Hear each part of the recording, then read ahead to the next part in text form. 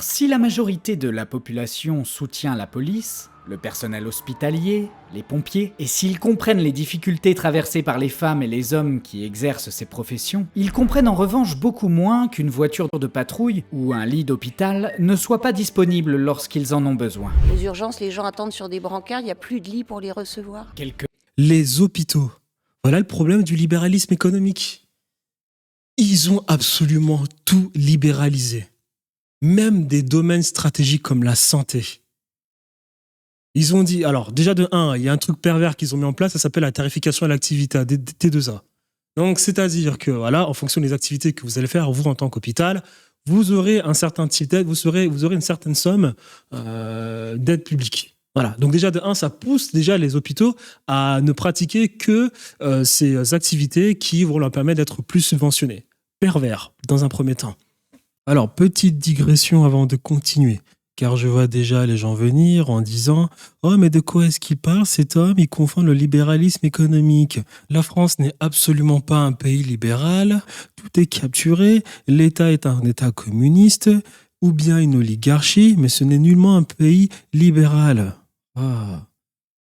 Alors, la France, je le répète, est bien libéralisée et il y a beaucoup de marchés en France qui sont libéralisés.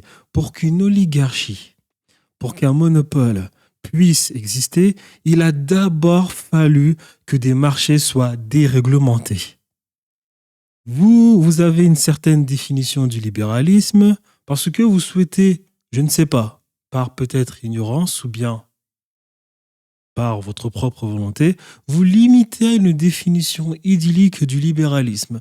Oui, le libéralisme, c'est des gens qui ont la liberté d'entreprendre, qui ont une certaine liberté économique, sociale, civique et juridique. Non, par pitié, le libéralisme ne se limite pas juste à ça.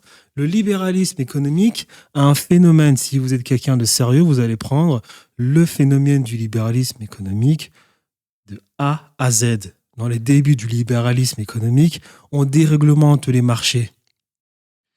Mais avant de déréglementer les marchés, avant l'existence du libéralisme économique, vous avez forcément quelque part un capitalisme d'État. Un capitalisme d'État mené par une classe très élitiste qui va créer énormément de richesses. Analysez un peu les empires précédents, britanniques, français, hollandais et j'en passe. Dans cet enrichissement massif de l'Empire, il y a des personnes qui ne contrôlent pas l'État, mais qui s'enrichissent et qui accumulent du capital. Dans l'histoire, ces gens s'appellent des bourgeois. Et parce que ces bourgeois veulent une part du gâteau, veulent eux aussi jouer au jeu et sont intéressés par le pouvoir politique. Donc il faut une petite révolution face à la classe élitiste qui auparavant était aristocratique et en faisant cette petite révolution, ils libéralisent quelque part le marché intérieur du pays, ils essayent de bloquer l'aristocratie. Une fois qu'ils libéralisent le marché interne du pays, à ce moment-là, tout devient libre et on entre dans la première phase du libéralisme. Donc tout est libre. Lorsque tout est libre, tout le monde entre en compétition. Compétition saine ou malsaine, c'est un autre sujet, mais tout le monde est en compétition. C'est la première phase. La deuxième phase, c'est que dans cette compétition, il y a des personnes qui vont mieux faire que d'autres. Donc, il y a des personnes qui vont s'enrichir, qui vont commencer à s'enrichir, puis qui vont développer leur business pendant que d'autres vont abandonner. Et dans la troisième phase du libéralisme, les amis, il y a les gens qui s'enrichissent vraiment. Là, on parle des 1%. Et dans cette catégorie de personnes qui s'enrichissent vraiment dans cette troisième phase du libéralisme, vous avez une partie des personnes qui se sont enrichies sainement sans tricher, qui n'ont pas détruit la confiance d'un marché. Vous avez une autre partie des personnes qui se sont enrichies en trichant. À cause de cela, la confiance du marché est à moitié détruite. Donc, les personnes prochainement feront bien plus attention à leur épargne. Et vous avez un troisième type de personnes qui se sont enrichies. Ce sont les personnes qui n'ont peut-être pas forcément triché, ou bien qui ont tricher, ou bien des personnes qui ont été on va dire, assez honnêtes pour s'enrichir, mais qui, peu importe qu'ils aient triché ou non, vont créer des monopoles. Ils vont capturer les moyens de production, ils vont capturer en quelque sorte certains pouvoirs politiques, économiques, alimentaires, énergétiques, ou bien ils vont monopoliser dès le début de nouvelles opportunités, rendant la tâche bien plus difficile pour d'autres personnes qui souhaitent tenter leur chance sur de nouveaux marchés naissants. Exactement comme ce qui se passe aujourd'hui avec l'intelligence artificielle. Vous avez Microsoft qui a joué un rôle majeur dans le changement de nature de l'entreprise OpenAI qui était non lucrative et qui est devenue lucrative. I don't trust OpenAI. I don't trust Sam Altman, and I don't think we want to have the most powerful AI in the world controlled by someone who is not trustworthy. Donc, je répète, oui, l'hôpital est bien libéralisé. Oui, la France est bien un pays libéral. D'accord ? Le libéralisme économique, quand vous êtes quelqu'un de sérieux, c'est première partie, tout est libre. Deuxième partie, les inégalités commencent à apparaître parce que certaines personnes sont bien meilleures que d'autres. Et la troisième partie, des monopoles existent. C'est comme ça que vous avez les États-Unis d'Amérique qui sont une oligarchie libérale. La France est une forme d'oligarchie qui pratique à la fois du libéralisme et du socialisme. Oui, c'est vrai que l'État est un État zombie qui pèse dans l'économie du pays, mais ça reste un État libéral car, comme je l'ai dit, pour que des monopoles existent, pour qu'une oligarchie existe, il a bien fallu déréglementer. Vous n'avez qu'à voir la politique de Reagan auparavant, la politique de Thatcher auparavant, la politique aujourd'hui de la France. Vous avez des mastodontes économiques. Ces mastodontes économiques ont pu exister parce que dans une période de l'histoire de France, tout était libre, notamment après la Révolution française, et des gens ont pu s'enrichir. La France est peut-être aujourd'hui un peu moins libérale, mais elle est toujours libérale. Elle est, si vous m'avez bien compris, dans la phase 0, car l'histoire est une boucle infinie. Je l'ai dit, la phase 0, c'est la phase où une classe très élitiste s'enrichit énormément, mais qui crée derrière des petites failles dans le système où des personnes vont réussir à s'enrichir. Vous pouvez regarder aujourd'hui, une petite faille contemporaine, c'est la faille des startups où des gens vont réussir à lever de l'argent, vendre une entreprise, gagner beaucoup d'argent sans avoir été ne serait-ce qu'une seule fois durant leur carrière de start-upper rentable. C'est peut-être difficile pour vous aujourd'hui de vous enrichir, mais il y a quand même des gens, ça ne l'est pas pour tout le monde, il y a quand même des gens, peut-être très peu, qui réussissent quand même à s'enrichir. Et vous verrez que ces personnes, au bout d'un moment, moi je le vois tous les jours aujourd'hui, car je suis dans l'entrepreneuriat et je vois des entrepreneurs qui ont entre 30 ans et 50 ans s'enrichir. De la même manière que les bourgeois se sont enrichis et ont créé le Reform Act en 1832 en Angleterre pour bloquer l'aristocratie, ces gens de 30 et 40 ans, entre 30 et 50 ans en France aujourd'hui s'enrichissent et vous verrez que dans 10 ans, je ne sais pas exactement quand, ces gens contrôleront le pouvoir, il y aura une sorte de ménage et ils relibéraliseront l'économie puisque les gens ne sont pas capables de se souder entre eux pour le faire. Ces gens qui sont aujourd'hui en train de gagner de l'argent, ils sont peut-être très peu, ils réussiront à déclasser cette classe et on passera de la phase 0 où une classe élitiste s'enrichit énormément pour passer à la phase 1, une relibération ou libéralisation, dites cela comme vous le souhaitez, des marchés qui tendront encore une fois à créer de nouveaux monopoles et cela sera toujours sous forme de boucle infinie, phase 0, phase 1, phase 2, phase 3. Donc l'économie de marché est un mensonge. Les marchés ne tendent pas à s'auto-réguler. Non, les marchés tendent à être monopolisés. Et peu importe, parce que aussi on parle de communisme, de Mao ou bien soviétique, ça n'a jamais été du communisme. Ils pratiquaient bien effectivement du capitalisme d'État. Peu importe le système politique, peu importe les marchés tendront toujours à être monopolisés. Ils ne s'auto-réguleront jamais. Car, voilà, quand vous analysez les récentes civilisations, quand je dis récentes, c'est un mot très délicat que j'emploie, on va prendre sur les 6000 dernières années, il y a toujours eu une classe qui a décidé ou bien qui a souhaité profondément imposer son narratif à d'autres personnes. Aussi simple que ça. Deuxièmement, c'est pas suffisant. Donc, qu'est-ce qu'on fait? On va prêter chez l'usurier, dans les marchés financiers. Et là, encore une fois, c'est l'esclavage. C'est l'esclavage. Parce que tu es un hôpital, donc déjà, ton chiffre d'affaires, tu ne le fais pas n'importe comment.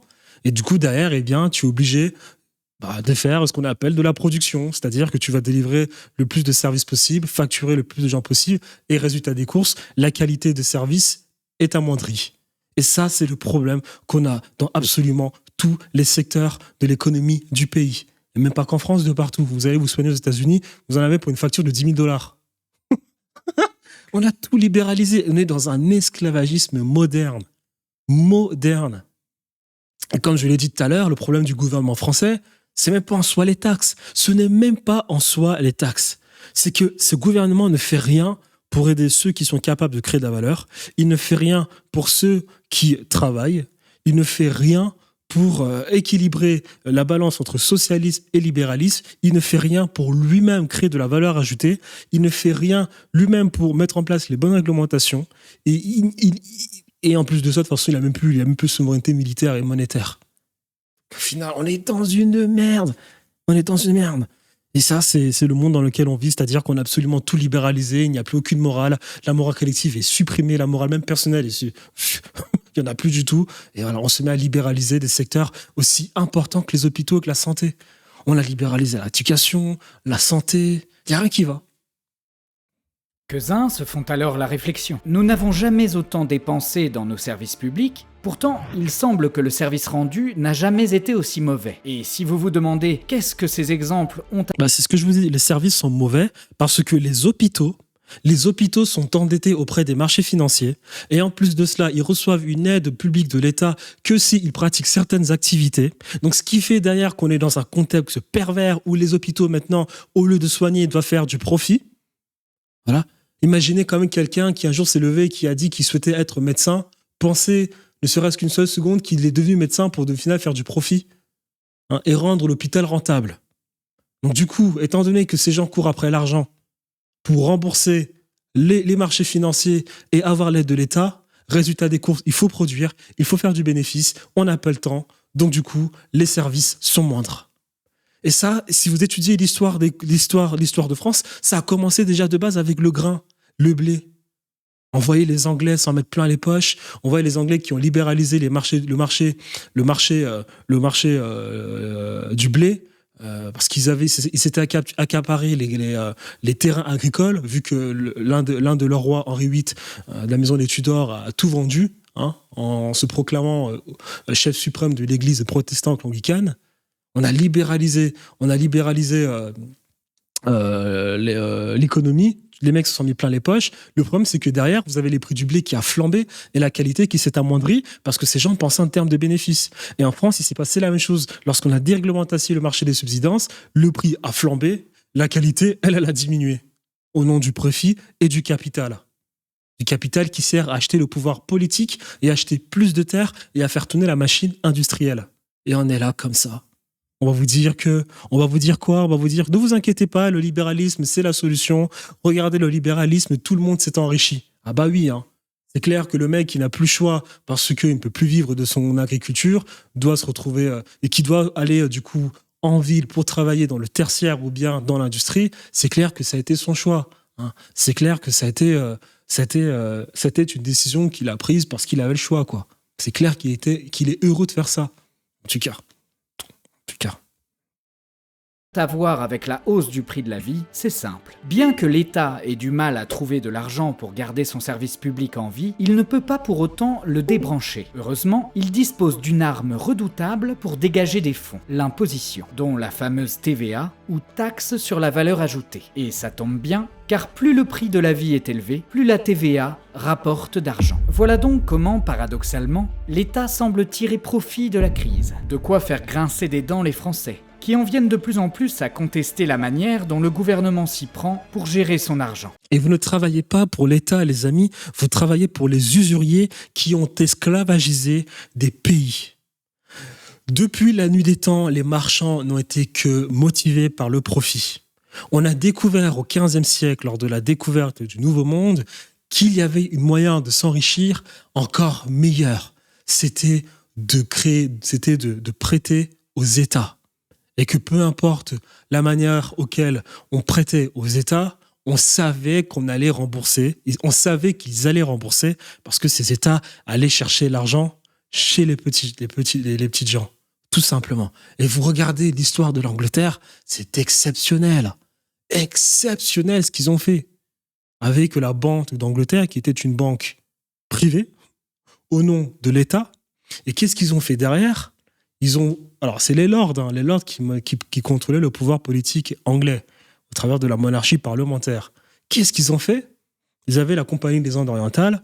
Le problème, c'est qu'ils faisaient beaucoup de guerres. Il fallait absolument stabiliser le truc. Parce que la guerre, ça coûte de l'argent. On crée la Banque d'Angleterre en disant que c'est l'Angleterre, vous inquiétez pas, les choses vont bien se passer. Les investisseurs prêtent parce qu'ils n'ont pas peur de prêter. Parce qu'ils savent que de toute façon, l'argent reviendra parce qu'on va aller taxer on va aller taxer les plus démunis. Et avec cet argent, on stabilise les dépenses publiques, on stabilise les dépenses de la Navy royale, et derrière, on prend ces capitaux, on va s'enrichir en carburant davantage la Compagnie des Indes orientales. Et on s'en met plein les poches.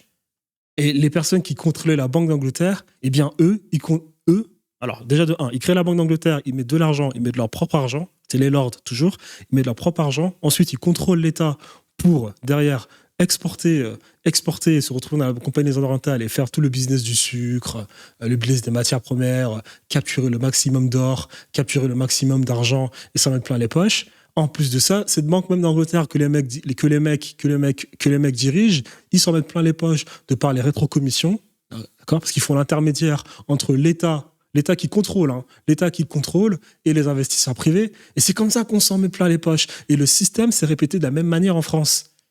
Quand vous avez avant la nationalisation de la Banque de France, on a découvert qu'il y avait 200 familles qui détenaient la Banque de France.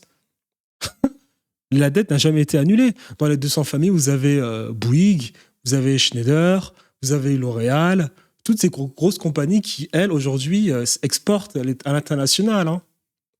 Elles exportent à l'international. Donc, il y a déjà cette forme de dette qui n'a jamais été annulée. On a esclavagisé des pays et finalement, derrière, les États, ils doivent rembourser ces gens-là.